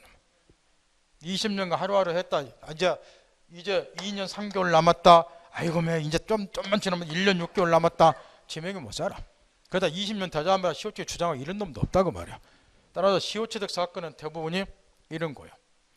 얘가 30년 점유했다. 또는 뭐 50년 점유했다. 어떤 거는 70년짜리 사건도 있어요. 일주시업도 점유하다 보니까. 이런 사건들을 하고 말이야. 따라서 이제 지금부터 이제 사례를 만든다 말이야. 얘가 25년쯤 점유했을 당시에 25년쯤 아직 시효취득 주장한 적 없어요. 근데 얘도 이제 내 땅이니까 토지를 제3자 병이 양도해서 등기 전했어요. 또 이게 땅값도 별로 안 나가니까 어느 누구도 소유권을 주장한 적이 없어요. 얘도 마찬가지고 얘도 마찬가지고. 그 다음과 또 5년이 흘러가서 토탈 이제 몇 년이 됐느냐 30년째 얘가 점유할 때 왔어. 그 사이에 지금 소유권이 얘한테 넘어가 있고 그런데 개발부에 불다 보니까 땅값이 엄청 올라갔다. 그러다 보니까 눈이 삐져서 이 땅이 내 땅이다. 뭔 소리냐? 나는 3년 점유했으니까 내 거다. 분쟁이 생겼다 그 말. 그러면 당연히 점유자 을은 정가보도처럼 시효취득을 주장하겠죠. 그러면 여기 설명드려도 설명 집중. 점유 개시한 시점 지금이 30년 3년 점유했으니까 그러면 얘가 저 시효취득을 주장하는 것은 20년간 점유했다는 것만 입증하면 돼요. 그러면 20년을 주장하는 방법이 1. 점유 개시 시점부터 몇 년간? 20년간 점유했다. 이렇게 주장하는 방법이 있고 그럼 기산점을 점유 개시시로 잡았다는 거죠. 확인했죠? 그러면 이제 뭘 잘 받았냐? 25년째 이게 양도가 됐다고 제가 전제를 딱 해놨어요. 그러면 25년은 정신 바짝 차려야 돼요. 여기에 걸리죠. 그 다음 두 번째 방법은 뭐로 가도 서울만 가면 되기 때문에 역산하는 방법이 있다고 말이야. 현재 시점을 딱 잡아서 역산, 그러니까 점유 개시한 때부터 몇 년 지난 시점? 10년 지난 시점. 이때부터 지금까지 몇 년간 점유했다? 20년간. 이 말 알아듣겠나요? 요거는 개시한 시점 계산점으로 잡은 게 아니죠. 역산을 한 거예요. 여기 그러면 시효 완성 시점을 잘 보라 말이야. 1번의 경우는 요때 시효가 완성이 됐겠죠. 2번의 경우는 여기서 시효가 완성이 됐겠죠. 25년은 여기에 해당이 되겠죠. 지금부터 이제 묻는다 말이요. 여기 저 기산점과 관련해서 이 두 개 판례를 그대로 적용시키자는 것이 우리 판례 입장인데, 여러분한테 이 토지가 100억짜리라 치고 여러분이 의뢰라 치고 점유자 의뢰에게 이 칠판의 사건에서 대부분 이제 이런 사건들이 양도 되고 막 30년 50년 점유하고 의뢰에게 기산점을 임의로 선택해도 좋다, 얘한테 기산점을 선택할 수 있는 선택권을 주었다, 여러분이 의뢰라고 생각하고 토지는 100억짜리고 1번을 참냐 2번을 참다서 100억이 왔다 갔다 해. 고르세요. 여러분이 만약 의리다, 이 판례를 떠올리면서 만약에 2번을 기산점으로 잡게 되면은 양도한 시점은 시효가 완성되기 전에 양도한 셈이니까 이 판례에 따라서 얘한테 시효 취득 주장하겠죠. 이 100억짜리 토지는 소유권 취득하겠죠. 1번을 잡으면 밥 내놓고 죽어야죠. 1번을 기산 잡으면 시효 완성 후에 양도됐으니까 1번 판례에 따라서 시효 취득 주장 뭐 하잖아. 그러니까 2번을 기산점으로 잡겠죠. 바보가 아닌 바야. 이 말 했겠나요? 그러면 역으로 제3자에게 불측의 손해를 주잖아요. 이 말 했겠나요? 얘가 이걸 잡을 거니까. 따라서 시효기간 만료 후 새로운 이해관계가 생겼다, 등기 명인이 동일이 아니라 변동이 생겼다, 소유자가, 이런 경우는 얘가 기산점을 임의로 선택하면 된다 안 된다? 안 된다 그 말이야. 제3자에게 불측의 손해를 주니까. 따라 이런 경우는 기산점을 어떻게 잡도록 되어 있어요? 점유 개시 시점을 기산점으로 잡도록 되어 있다. 뭐 칠판의 사례는. 그러면 얘는 이 사례에서는 얘한테 시효취득 주장할 수 있다 없다? 없다.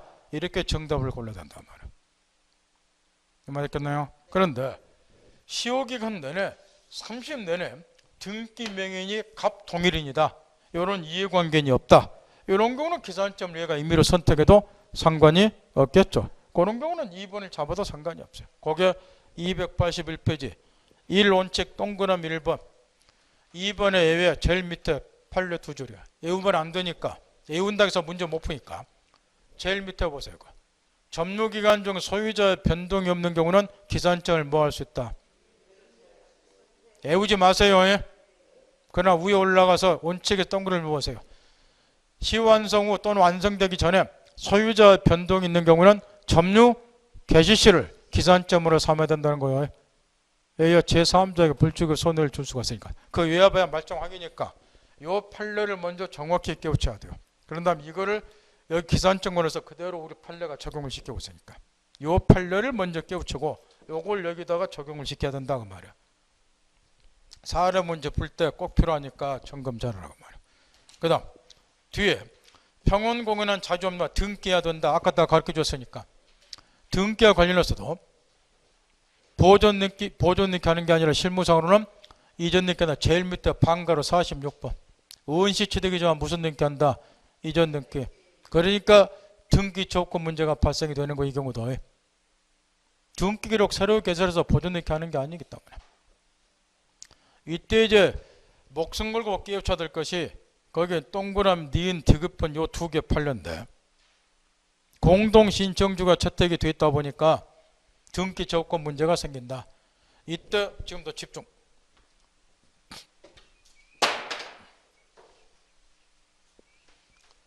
이 경우에 이제 시효가 완성이 됐어요.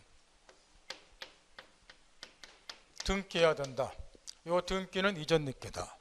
따라서 얘한테 소유권, 이전, 등기, 청구권을 행사해서 이자의 협조를 받아 등기 전 받아 소유권을 취득한다. 이때의 등기 청구권은 저번 주에 나왔어요. 채권적 조건이다, 물권적 조건. 일단 고르세요. 두 말할 채권적 조건이겠죠. 그러면 이제 이자 등기 조건은 채권적 조건이니까 시효기간 몇 년에 걸릴 것이고 10년에. 따라서 얘가 10년 이내에 얘한테 이전 등기 조건 행사 안 하면 등기 조건이 시효로 소멸하니까 시효 취득 못해요. 그런데 채권적 조건이지만 지금부터 목숨 걸고 요 두 개 비교하는 거예요. 이거 얀매로 응용한다고 해서 못 푸니까 저번 주에 이제 뭘 집중 가르쳐 줬느냐, 저번 주 첫 번째 시간에 얘가 토지 소유자, 을하고 토지에서 매매를 했다. 얘가 소유권 이전 등기 조건을 갖는다. 법률 행위로는 부동산 물권 변동에 있어서 매수인이 가는 등기 조건도 물권적 조건이다. 10년 시효에 걸린다. 두 개가 아직 똑같죠. 근데 여기서 이제 뭘 가르쳐 줬냐. 그럼에도 불구하고 1. 얘가 목적 부동산을 인도받아서 직접 점유, 사용 수익하는 경우는 자기가 토지에 대한 권리처럼 권리행사하니까 이자 등기 조건은 시효로 소멸이 안 된다. 시효가 중단되니까. 그러면 여기에서 이 점유자는 시효 취득을 하니까 대부분은 이 토지를 얘가 뭐 하겠죠? 점유하고 있겠죠? 따라서 점유자가 점유를 계속하는 한도 내에서는 이자 등기 조건도 시효로 소멸이 안 된다. 이거하고 똑같이 권리행사로 보니까 여기까지 이해할 수 있겠나요? 그런데 여기에서 이제 판례하나가 변경이 됐다고 저번 주에 집중력 가르쳐줬어요. 옛날 99년 3월 18일 날 판례가 변경된다. 그 전에는 얘가 직접 점유해서 사용하는 것만 권리행사로 받고 얘가 미등기 상태에서 토지를 제3자에게 처분했다. 이렇게. 그럼 점유 상실했죠? 그러면 얘가 직접 점유하는 것이 아니기 때문에 이런 경우는 점유를 상실한 때로부터 옛날 판례가 시효가 진행이 된다. 기억나나요? 따라서 몇 년이 지나면 10년, 점유 상실한 때부터 10년이 지나면 부동산 매수권이나 등기 조건은 시효로 소멸한다. 이런 입장이 있는데 이 판례가 변경이 됐다고 그렇게 줬죠. 어떻게 바뀌었어요?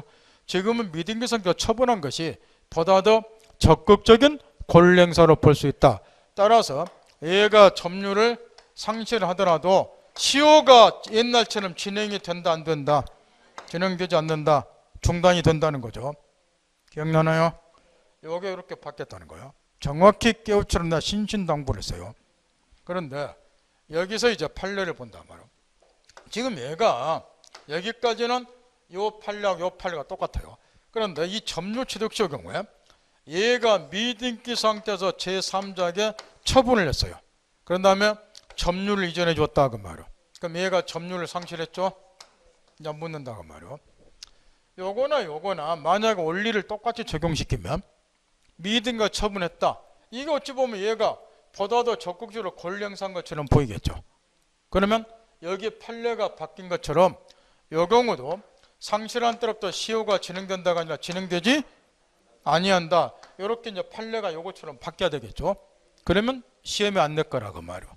근데 요 경우는 이제 판례가 바뀌었어요. 요게 이렇게 바뀌었는데 옛날 상실한 때로부터 시효가 진행돼서 10년이 경과하면은 이 등기 조건이 시효로 소멸한다. 요게 이제 이렇게 바뀌었는데 점유 취득시효 경우는 판례가 안 바뀌었어요.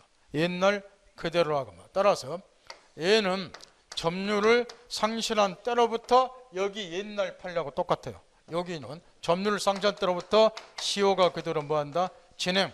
따라서 몇 년 지나면은 상실한 때로부터 10년이 지나면 이자 등기 정후권은 시효로 소멸한다 그 말이에요.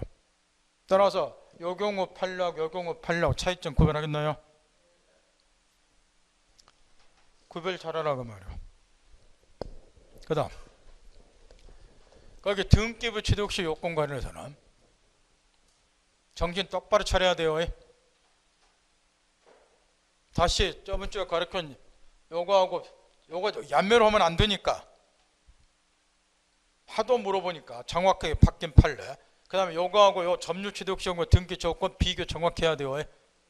의연경 하지 마시고. 차이점 알겠나요? 정신 줄 넉넉히 있다가 지금 쳐다보니 뭐 이해가 되나요 이게? 얀멸하지 말고 본인 얄쌍한 지식 갖고 가오잡지 말라니까요. 그래갖고 점수 안 나오니까. 그 다음 등기부 취득시효 경우는 권리자자가 자기 명의로 등기를 할 것. 물론 이 등기는 동그라미 니은 당연히 무효등기도 상관이 없겠죠. 유효등기면 시효취득 할 필요 없잖아. 자기가 소유자인데 뭐하러 시효취득 주장해요? 안 그래요? 그러니까 무효등기도 상관이 없는데 이 원칙에 대한 외에 동그라미 디귿번 판례 다시 점검하시고 2주 전에 가르쳐준 판례예요. 동일부동산에 대해서 이중으로 보존등기 행위되면 후등기가 원칙적으로 무효가 되겠죠. 그러면 그 후등기에 터잡아서 등기부 시효취득할 수 있냐? 이거는 안 된다고 말이에요. 안 되는 이유는 여기 등기부 시효취득이 아무리 중요하다 하더라도 그 등기는 부동산 등기법상 1부동산 1등기기록 원칙에 위배되지 아니하는 등기가 된다는 거죠. 그거 다시 점검 딱 하고, 그 다음에 등기부 시효취득에서 집중적으로 물어보는 옛날 판례는 기억번, 최근 판례는 우측의 니을번, 그 두 개가 제일 많이 옛날에 나왔던 거죠. 점유 승계 저번 주에 공부하고 오라고 내가 신신당부를 했는데, 점유 승계가 허용되는 거나 마찬가지로 등기도 똑같은 공식 방법으로 보자는 거예요. 그래서 등기 승계를 허용을 하자. 여기 89년도에 판례가 바뀌었는데, 등기부 시효취득 물어보면 제일 많이 물어봤던 판례가 그 판례예요. 요 갑이 토지 소유자, 이의리 권리자 등기 가지고 있었다. 자기 명의로 5년간 병역에 양도돼서 얘가 3년간 다시 정액 양도해서 얘가 2년간 등기를 가지고 있었다. 옛날 89년도에 판례가 바뀌기 전에는 현 등기 명인 동시에 현재 점유자 얘가 자기 명의로만 10년간 등기를 가지고 있어야 등기부 시효취득이 허용이 됐다고 말이에요. 그랬던 것이 199조에서 점유 승계가 허용이 되죠. 진짜 공부하고 오세요. 이 점유 승계 허용되는 것처럼 등기 승계도 허용을 해주자는 거예요. 따라서 요 경우에 이 청은 자기 명의로 2년간만 등기 가지고 있지만 나는 의뢰 등기 몇 년? 5년 승계받고 병의 등기 몇 년? 3년 승계받고 내 것까지 토탈 몇 년? 10년간 등기 가지고 있다. 이렇게 주장할 수 있다는 거예요. 그럼 얘가 이제 바뀐 판례하면 시효취득이 가능하니까 거기 자기 명의로만 10년간 등기가 될 필요는 없고 누구까지 포함해서 앞사람 것까지 포함해서 10년간 등기 가지고 있으면 된다. 그 이야기예요. 요게 이제 주로 옛날에 집중 나왔던 판례고 최근에 그 일본 판례가 또 집중 나왔는데 이거는 앞에서 가르치는 원리가 그대로 적용돼요. 등기부 시효취득이 완성이 돼서 소유권을 취득했어요. 근데 그 등기가 불법 말소가 됐다 그 말이에요. 그랬을 경우에 이미 취득한 소유권은 소멸이 됩니까? 요걸 묻고 있는데 등기란 물건의 효력 발생 요건이지 효력 존속 요건은 아니다. 그 원리가 그대로 적용이 돼요. 취득한 소유권 소멸하는 거 아니다. 이런 거 틀리면 이제 점수 따기 어려우니까 점검 다시 하고, 그 다음 평온 공연하게 점유하고 여기는 선임 무과실이 추가된다고 그랬죠. 여기 선임 무과실은 동그라미 기억번, 등기에 관해서 선임 무과실이 아니라 선임 무과실로 점유해야 돼요. 자기가 마치 본권 소유권을 가지고 있는 것을 오신했고 오신한 데서 과실 없이 뭐 하시라? 점유하라 그 말이에요. 선임 무과실 점유한다는 거. 그래서 연결된 것이 디귿번 판례라 그 말이에요. 선임 무과실로 등기하는 게 아니라 점유를 해야 되니까 선임 무과실은 언제만 했으면 돼요? 점유 개시 시에만. 선임 무과실은 점유에 관한 거니까 선임 무과실로 점유를 개시만 하면 된다고 말이에요. 그래서 디귿번 판례로 연결짓고 니은번 저번 주에 지급도록 나왔죠. 뭐는 추정이 안 되잖아요. 점유고요. 무과실만. 그러니까 점유자는 무과실 점유만 자기가 입증하면 되고 나머지는 입증할 필요 없잖아요. 다른 건 다 추정이 되니까 하도 물어보고 다시 한번 점검 딱 하고 좀만 쉬었다 하죠.